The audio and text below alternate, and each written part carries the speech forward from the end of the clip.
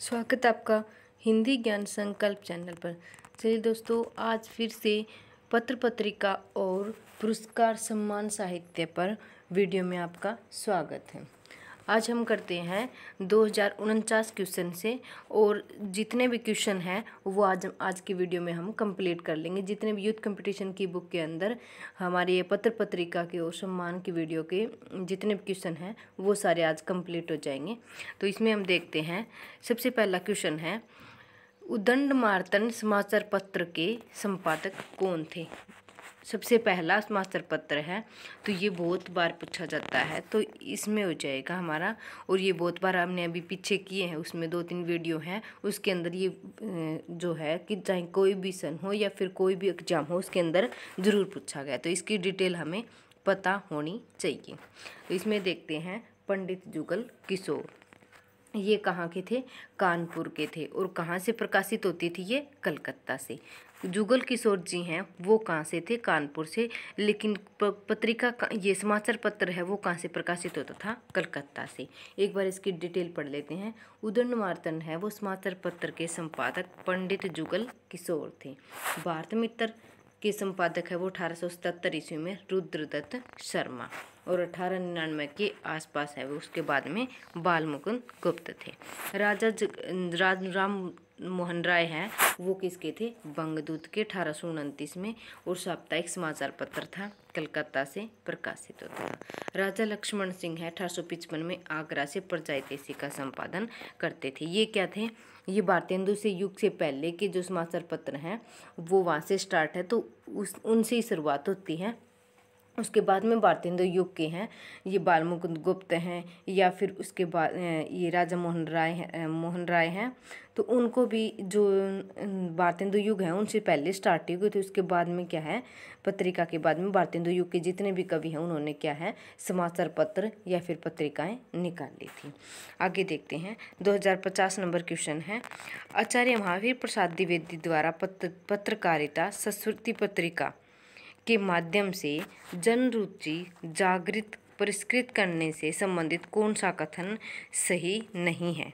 सही नहीं पूछा है, तो एक बार देख लेते हैं इसमें कि जो महावीर प्रसाद द्विवेदी ने पत्रकारिता के अंदर संस्कृत पत्रिका निकाली थी, उसमें ये पूछा है कि जो जन रुचि जागृत हुई थी तो उसके संबंधी कथन बताना है कि कौन सा गलत है। तो इसमें डी ऑप्शन दिया है, यानी कि गद्य और पद्य की भाषा अलग अलग रखने का अनुरोध करना, यानी इन्होंने ये गलत बताया है। तो इन्होंने ये कहा है कि महावीर प्रसाद द्विवेदी ने माना था कि गद्य और पद्य की भाषा दोनों को ये एक जैसी होनी चाहिए, ना कि अलग अलग होनी चाहिए। तो ये गलत हो जाएगा। इसमें सारे एक बार पढ़ लेते हैं, फिर डिटेल पढ़ते हैं। विविध विषयों पर सरस कविताएं लिखने की प्रेरणा, यानी कि अलग अलग विषय होने चाहिए, और उसमें क्या होना चाहिए? आसान सी कविताएं, सरस कविताएं लिखने की प्रेरणा।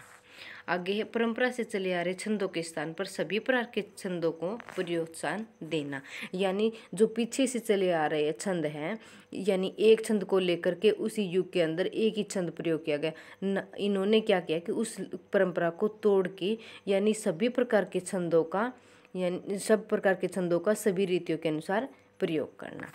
विविध काव्य गद्य रूपों को अपनाने का आग्रह करना, यानी कि कोई भी काव्य रूप है वो अपना सकते हैं और उसके अंदर कविताएं कर सकते हैं।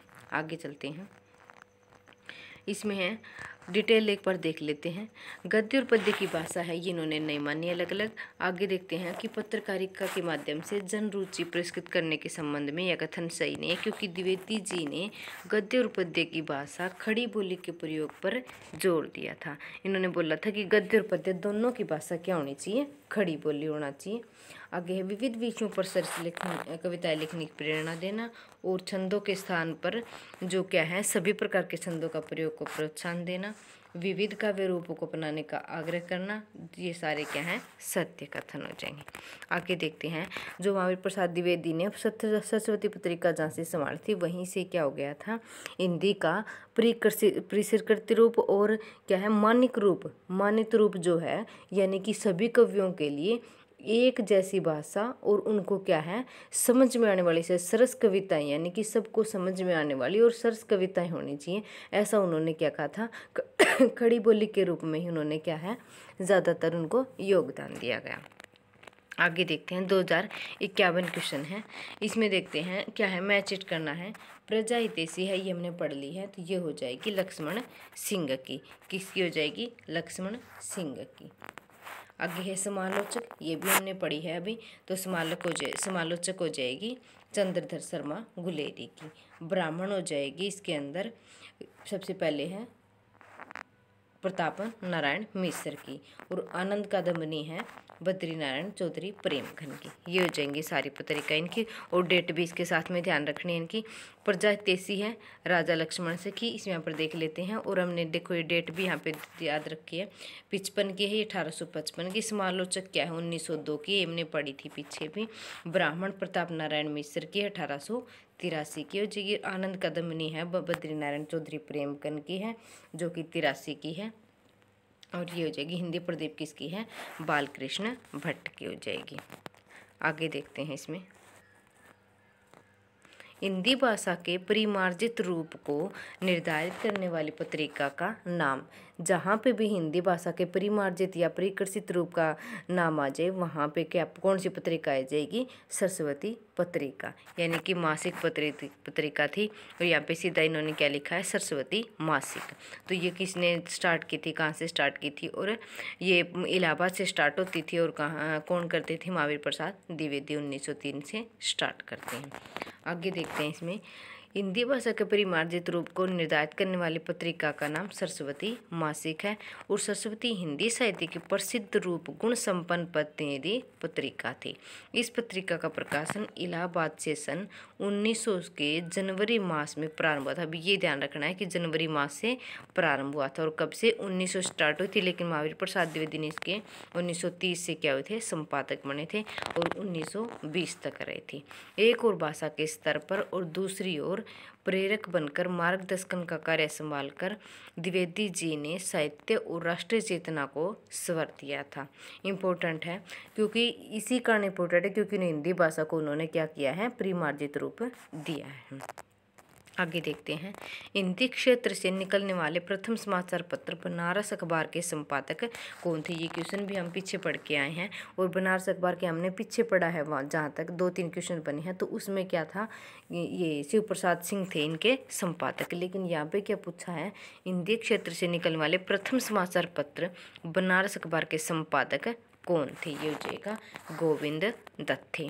ठीक है, तो अगर ये डिटेल पढ़ते हैं तो हम देखते हैं हिंदी क्षेत्र से निकलने वाले प्रथम समाचार पत्र बनारस अखबार को दिए गए संपादकों में गोविंद दत्त थे, संपादक थे। ध्यातव्य है कि साप्ताहिक पत्र का प्रकाशन है वो किसने किया था?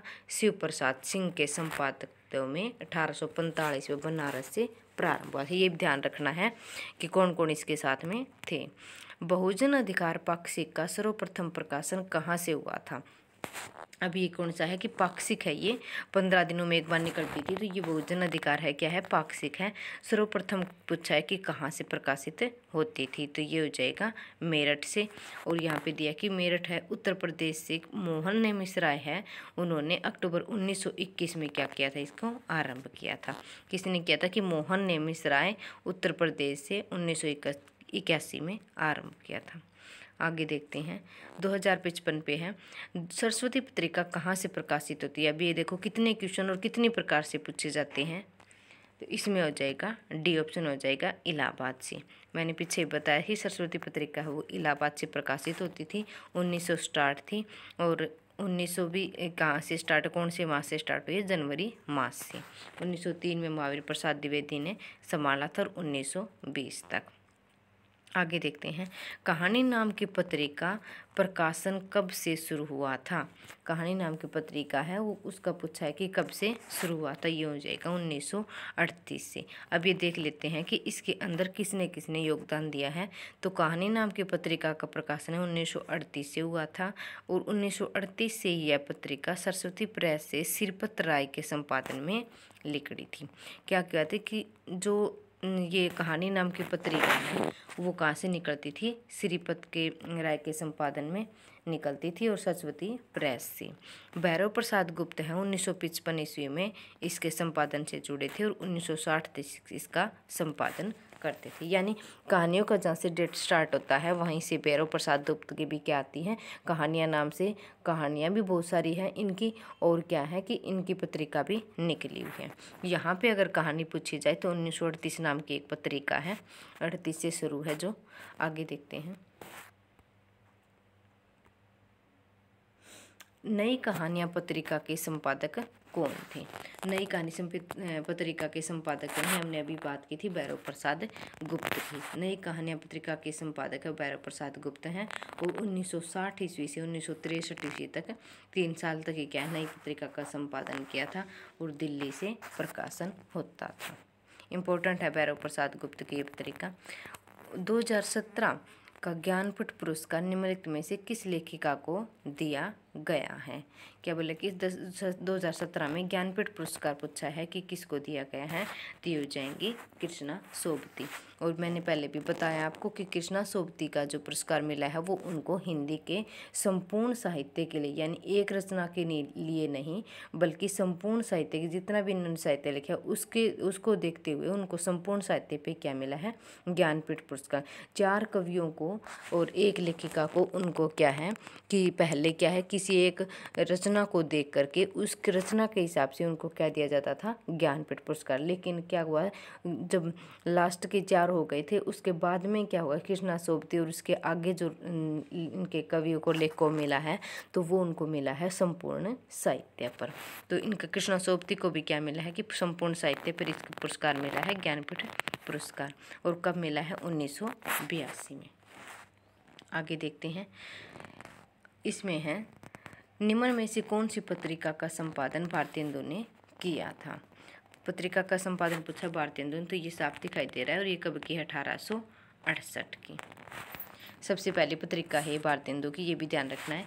2 अन्य पत्रिका हैं हरिश्चंद्र मैगजीन और हरिश्चंद्र जो मैगजीन है इनका नाम भी 2-3 बार अदली बदली करके और फिर लास्ट में इसका क्या हुआ था, हरिश्चंद्र मैगजीन बना था। आगे है बाला बोधनी 1874 की, ये क्या थी? स्त्री शिक्षा पर। जबकि भारतेंदु है, भारतेंदु नाम से पत्रिका किसकी है? राधाचरण गोस्वामी के 1884 से स्टार्ट हुई थी। और प्रदीप हिंदी प्रदीप 1877 में, बालकृष्ण भट्ट द्वारा, और ब्राह्मण है वो 1882 में प्रताप नारायण मिश्र द्वारा संपादित पत्रिकाएं हैं। ये तो हमें बिल्कुल अच्छे से पता होना चाहिए कि भारतेंदु युग में जितनी पत्रिका निकली है वो स्टार्टिंग की है, तो वो हमें अच्छे से पता होनी चाहिए। आगे देखते हैं। प्रसिद्ध समीक्षक रमेश कुंतलमे को उनकी किस कृति के लिए वर्ष 2017 का साहित्य अकादमी पुरस्कार दिया गया था? अभी ये पूछा है कि साहित्य अकादमी पुरस्कार है, पीछे 2017 का ज्ञानपीठ था वो कृष्णा सोबती को मिला, लेकिन अब यहाँ पे पूछा है कि साहित्य अकादमी है वो 2017 का किसको मिला था? रमेश कुंतलमे को। लेकिन इन्होंने क्या पूछा है? कृति पूछे कि कौन सी पे मिली थी, तो ये हो जाएगा विश्वमिथक सरित सागर। ठीक है, आगे देखते हैं। इसमें थोड़ा सा डिटेल पढ़ लेते हैं कि जो साहित्य अकादमी पुरस्कार है वो 2017 का रमेश कुंतलमे को विश्वमिथक सरित सागर पर मिला था। और अथातो सौंदर्य जिज्ञासा है इनकी रचना 1977 की। और साक्षी है सौंदर्य पार्षणिक, ये हो जाएगा 1980 की। क्योंकि समय एक शब्द है 1975 की। ये इनकी क्या है? समीक्षात्मक कृतियाँ हो जाएगी। इम्पोर्टेंट है, रमेश कुंतलमे है वो। और इनके सारी ये रचनाएं हैं वो भी इम्पोर्टेंट है। अथातो सौंदर्य जिज्ञासा एक बार रिपीट भी हुई है नेट के अंदर, और क्योंकि एक समय शब्द है वो भी इम्पोर्टेंट है। आगे देखते हैं। कौन रचनाकार ज्ञानपीठ पुरस्कार से सम्मानित नहीं है? क्या पूछा है कि ज्ञानपीठ पुरस्कार से पूछा है तो हजारी प्रसाद द्विवेदी हो जाएंगे, महादेव वर्मा को भी, और सुमित्रानंदन पंत को, और दिनकर को। महादेव वर्मा को यामा पे मिला है 82 में, और सुमित्रानंद पंत को मिला है चितंबरा पे, और कब मिला है? चितंबरा को मिला है 68 में। और उर्वशी पे मिला है रामधारी सिंह दिनकर को 61 की उर्वशी है उस पे मिला है। आगे चलता है। देखो यहाँ पे भी दिए हैं सारे। सुमित्रानंद पंत को उनकी चितंबरा सबसे पहले पंत को मिला है चितंबरा पर 1968 में, और दिनकर को मिला उर्वशी के लिए 61 के, तो उस पर कितने पे मिला है 72 पे। और उनकी रचना यामा महादेवी भी पे मिला है 1982 में। और आचार्य प्रसाद द्विवेदी को 1973 में उनके निबंध आलोक पर्व पर साहित्य अकादमी दिया गया है, ठीक है, न कि ज्ञानपीठ पुरस्कार दिया गया है। आचार्य प्रसाद द्विवेदी को साहित्य अकादमी पुरस्कार मिला है 1973 में आलोक पर्व निबंध पर। आलोक पर्व है वो इनकी कब की है 1972 की है, तो उनको क्या मिला है 1973 के अंदर इनको साहित्य अकादमी पुरस्कार मिला है। क्या है कि अभी परीक्षा के पैटर्न को देखते हुए इनकी रचना तो साथ में याद करनी है, इनके पुरस्कार भी जितने हैं ना वो भी याद करने को, उनको डेट को भी ध्यान रखना है। अगर हमें डेट थोड़ा पता है तो हम उसके हिसाब से उनका आइडिया भी लगा सकते हैं। जैसे हमें पता है कि आलोक पर्व 1972 की है, तो उनको क्या हो जाएगा कि हम ध्यान रख सकते हैं कि 1 साल बाद या 2 साल बाद क्या है इनको पुरस्कार मिले होंगे, तो उसके हिसाब से हम थोड़ा आइडिया लगा सकते हैं। लेकिन रचनाएं दोनों हिसाब से, चाहे वो प्रकाशन हो चाहे बिना प्रकाशन, ध्यान तो रखनी ही पड़ेंगी। भीष्म साहनी के उपन्यास तमस में कौन सा पुरस्कार प्राप्त हुआ था? भीष्म साहनी के उपन्यास को तमस को कौन सा पुरस्कार प्राप्त हुआ था? ये हो जाएगा साहित्य अकादमी। तो भीष्म साहनी का तमस है वो 73 की है, 1973 की है। उनको तमस मिला, तमस पर ही क्या मिला उपन्यास के पुरस्कार मिला है 1975 ईस्वी में मिला है।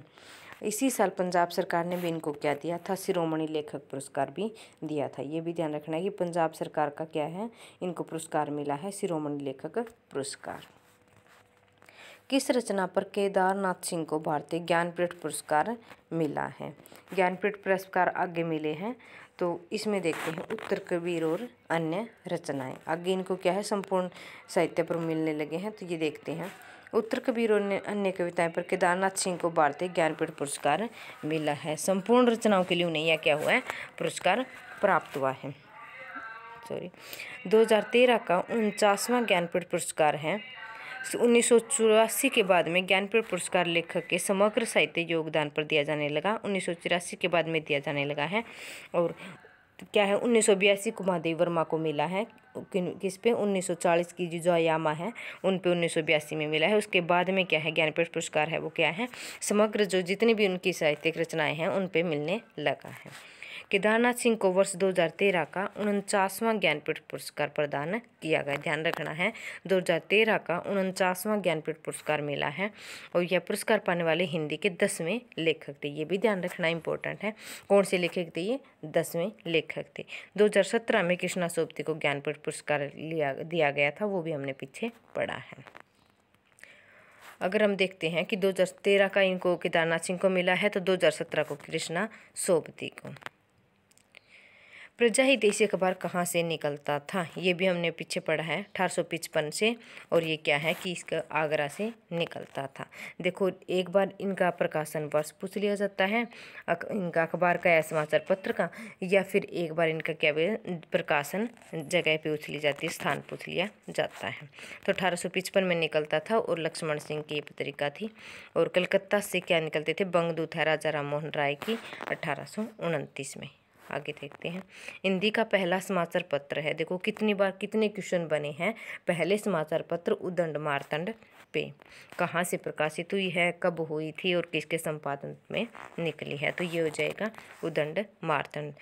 हिंदी का पहला समाचार पत्र उदंड मार्तंड है, और इसका प्रकाशन 30 मई 1826 में कलकत्ता से प्रारंभ हुआ था। अगर अंग्रेजी की बात की जाए तो ये क्या हो जाएगा बंगाल गजट नाम से, और कौन थे इसके?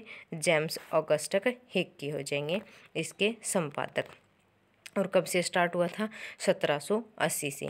ये अगर हम देखते हैं डेट, तो ये क्या है कि सबसे पहले अंग्रेजी का समाचार पत्र क्या हुआ था? स्टार्ट हुआ था, क्योंकि 1826 में आगे जाके क्या हुआ हिंदी का पहला समाचार पत्र निकला, लेकिन 1780 में ही क्या हो गया था अंग्रेजी का प्रकाशन वर्ष समाचार पत्र प्रकाशित हो गया था।